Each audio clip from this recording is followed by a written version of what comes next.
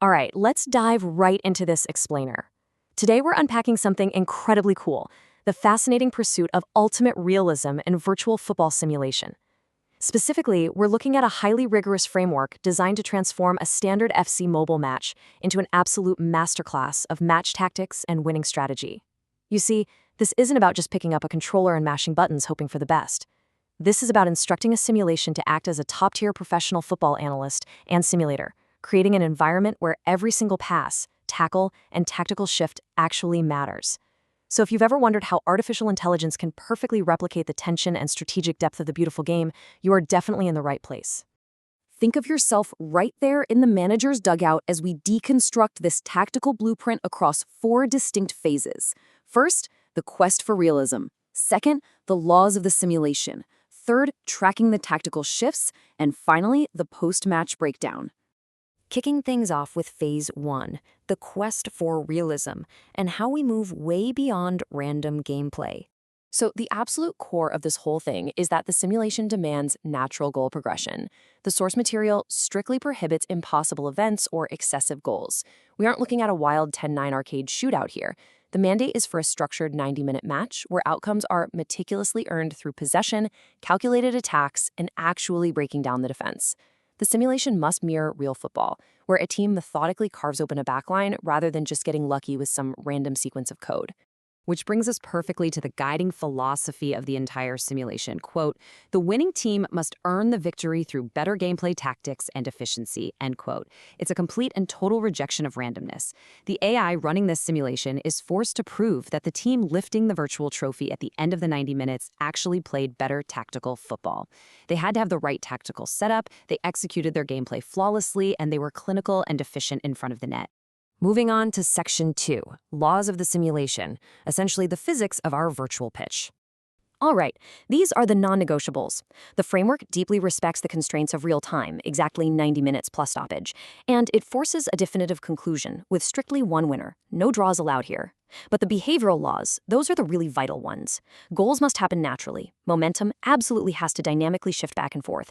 And player fatigue isn't just some cosmetic feature on the screen, it directly impacts those crucial late-game tactical decisions as physical performance naturally drops off. Now, what's really interesting here is how this forces a complete shift from unpredictable chaos to calculated tactical mastery. We are officially leaving behind the old era of random, dice roll video game events that feature impossible, unearned goals. Instead, the simulation strictly enforces strategic changes, earned momentum swings, and completely natural play development. It forces the simulation to be incredibly disciplined in how it generates the actual narrative of the match.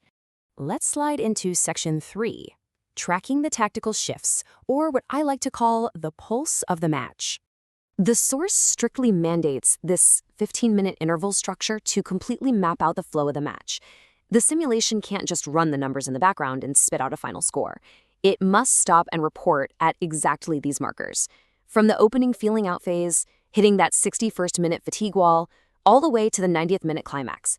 This interval structure perfectly captures the true breathing pulse of a live football match. And we really can't talk about tracking without mentioning XG, right? Expected goals is a massive part of the simulation's requirements, grounding us in exactly how momentum is mathematically measured here. At every single one of those 15-minute intervals, the simulator must calculate the XG. It's not enough to just say a team had a shot. The framework demands to know the actual quality of that chance. This completely strips away the illusion of dominance. A team might hold plenty of possession, but if their XG is low, the data flat out proves they aren't actually creating dangerous tactical scoring opportunities. Just imagine having the manager's dashboard required to prove dominance after every 15-minute block. You've got the scoreline and ball possession, sure, but you also have expected goals, dangerous attacks, set pieces like corners, and disciplinary actions like fouls and cards. By demanding this level of data constantly, the AI is held entirely accountable. Every single goal and every card is backed up by an extensive paper trail of hard metrics. And the source explicitly requires a wide variety of match events. It can't just be an attacking highlight reel. A truly realistic simulation has to dedicate significant time to defensive actions, like saves and gritty tackles, alongside match interruptions like corners and those crucial tactical substitutions. This holistic approach guarantees a gritty, hard-fought 90 minutes, rather than just a simple attacking drill. The final whistle has blown, so let's head into the manager's office for our final section, the post-match breakdown, deconstructing the win. The match is over, and now the simulation enforces a really rigorous four-step reporting protocol to ensure complete accountability for every player's performance. Step 1, log the hard facts, the final score, scores, and assists. Step 2, crown the man of the match. Step 3, compile all that interval data into one massive final match statistics sheet. And step 4, assign granular player ratings on a 1 to 10 scale based entirely on their actual statistical impact on the pitch. But here's the thing. Data alone just isn't enough. The AI actually has to provide a full tactical post-mortem, explaining the why behind the win, and isolating the 3 biggest turning points.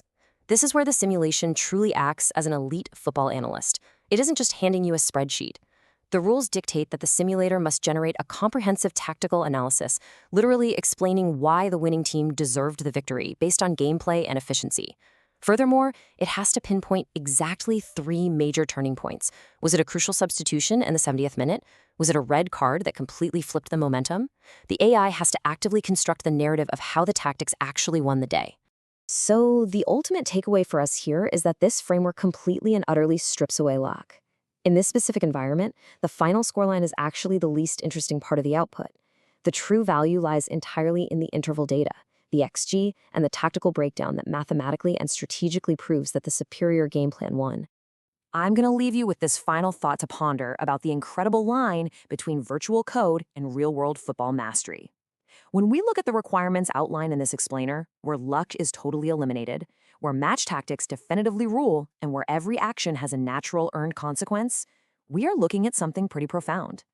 If an AI can perfectly calculate and narrate a completely deserved, tactically pure football match right down to the exact expected goals and fatigue levels, does that make it the ultimate idealized version of the sport?